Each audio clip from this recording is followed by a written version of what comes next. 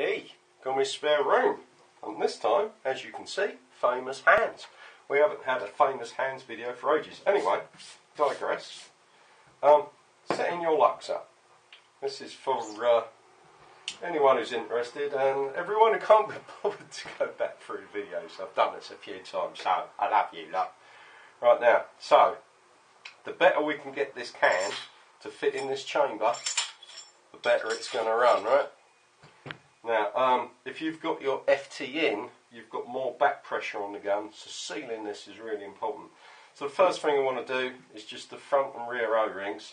I'm actually going to use soft O-rings on this one because it makes it easier to get it in and out for the purpose of this video. So I want to size my O-rings, but we can't put all the O-rings on, because if we put all the O-rings on, we get the friction of all the O-rings, and any sort of feeling we get from that O-ring, it's going to be misled, right? So we start with your first O-ring, and we're going to flip that in. Hey, that's actually quite a good fit for a soft O-ring, you know, that's not bad at all. Right, so I've done that one, and that O-ring's absolutely perfect on the front. So what I'm going to do is I'm going to take this O-ring off, I'm going to put that to one side, I'm going to keep that O-ring, because that O-ring's going on the front of this bolt. So the next O-ring I want to do is this rear one, and I'm always going to use a hard O-ring. Notice the amount of different O-rings I've got in here. They're all different hardnesses, they're all different shapes, and they're all different sizes. Now, you can use a smaller O-ring if it's harder, because when you stretch it, it won't lose its cross, its thickness won't change as much as stretching a soft O-ring, alright? But I'm always going to use a hard O-ring on this very last one. It's quite important. But for the purpose of this video, we're going to use a soft one, because I've only got 10 minutes to do this entire video. Alright, because that's all I get from YouTube, is 10 minutes, so we've got a lot to get in.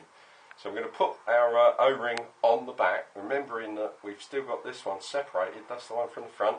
And then what we're going to do is we're going to take this can and we're going to put it in backwards. And that's actually a really good fit. You see what I mean about these black cans? They are just made so much better.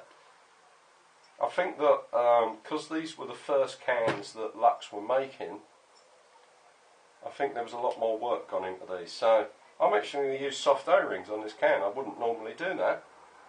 However, if you buy this can off me, in fact someone is buying this can off me, when you come put it in your gun, the size of your hole in here might be different. It might have been in the acid bath longer at the anodising process. Part of the anodising process is to clean the gun, remove any grease. That involves going into an acid tank. That acid tank eats the surface of the metal away. It eats X amount. We're talking like a fly's pubic hair. But if you've got a gun that's already been anodised and you're getting it re-anodised and it goes in the acid bath to remove the anodising, you're going to lose even more material. Always try to avoid having parts anodised that are required for a certain fit. Yeah, there's a certain tolerance there, and the tolerances on these guns are really good. However, digress. We're now going to check. You see the two internal ones here. We're going to do these two now, and again, I'm going to use a soft O-ring because it makes my life a hell of a lot easier. Here's one I prepared earlier.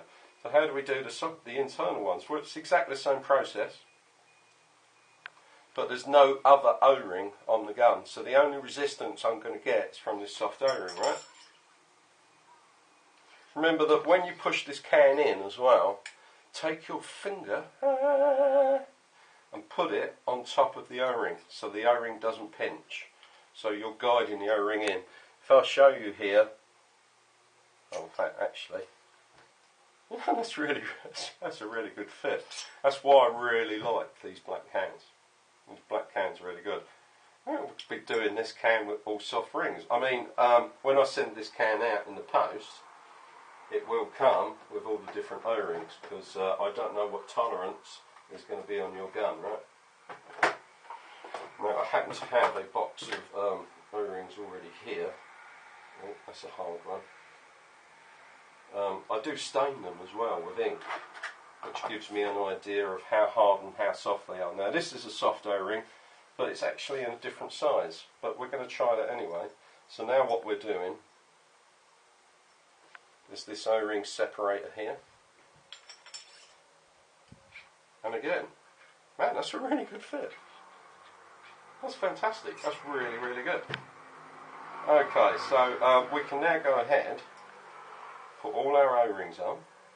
We know which one's going which slot. You slut. This is one of my old Chaos cans. These are coming back into fashion. Since I had to go with a high-speed camera, they're really good. Okay, so now we're going to do the O-rings inside. I have one that I've already prepared. Now the way we're going to check the O-rings inside, I'm going to start with the 13s, okay? There's a little bit of lube on this. This is my Teflon stuff. What we're going to do is we're going to compress the bolt. This one has a spring in it, right? We're going to compress it, and what we're going to do is we're going to stick our hand on there. If that sticks, you've got a good seal, because what we're doing, look, I've got a hickey. What we're doing, there's a piston in here, right? That's why we've got an O-ring on there. It makes an airtight seal. So what we're going to have at the front, we're going to have a cavity, a void, right? Okay, it's open to the atmosphere. Now what we want to do is create a vacuum to stick that to my hand. If I couldn't stick that to my hand, it means I've got no vacuum, which means this O-ring here is no good. Okay? Nice and simple one that, isn't it? Now, for your O-rings in the can, this is where you have to use your best judgment. And basically, we're just going to slide that in, and we're just going to feel it, man. This one, this will come over time, and it's not just about the LUXE, this is all guns, whether it's a Geo, an Eclipse, a Bob Long, it doesn't matter what it is, right? Fit and friction, really important in a paintball gun. The lower we can get the friction coefficient versus the amount of torque we've got from the air, which we're going to use to push this bolt, the better we can get the combination of those two together, the better your gun is going to work, the less air it's going to use, the more shot-to-shot consistency you're going to have, so on and so on and so on, etc., etc., etc. I am the king now.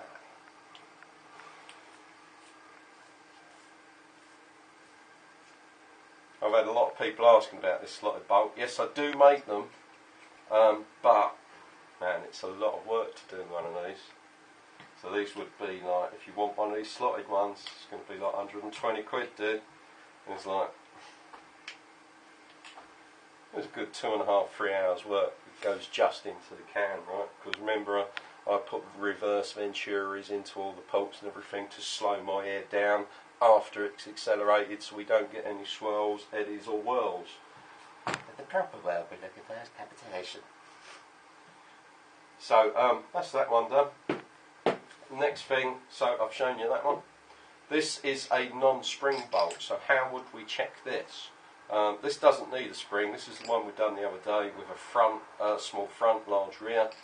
And what this does, this actually produces a high pressure just at the front of the bolt. So it's really weird. It's like torque and BHP mixed together. Yes, I always use those two because, as you know, I'm also an engine tuner. So what we're going to do with this one, we're going to put a finger over the end to create our seal for the vacuum, and then we're going to pull this one out. There she goes. Oh, this is not the best seal in the world. That's quite strange. I can't really get a grip on it anyhow. That's so small, that front seal. Maybe that's where it gets its pizzazz from. That's really weird. But that is a really good fit. And unfortunately, because of that size, it has to be a black rubber one. I don't have any El Sliperinos to go in there, and I don't want to remachine this. We can use the LUXE O-ring there, but that front one is black rubber. Anyway, last thing, exhaust ports again.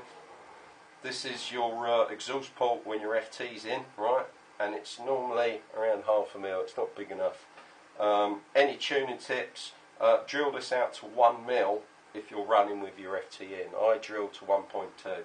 So with that little setup there, I hope that's been a little eye-opener. But for now, I'm running out of time, and I'm going to see you soon. Ta-da, boys. Bye-bye.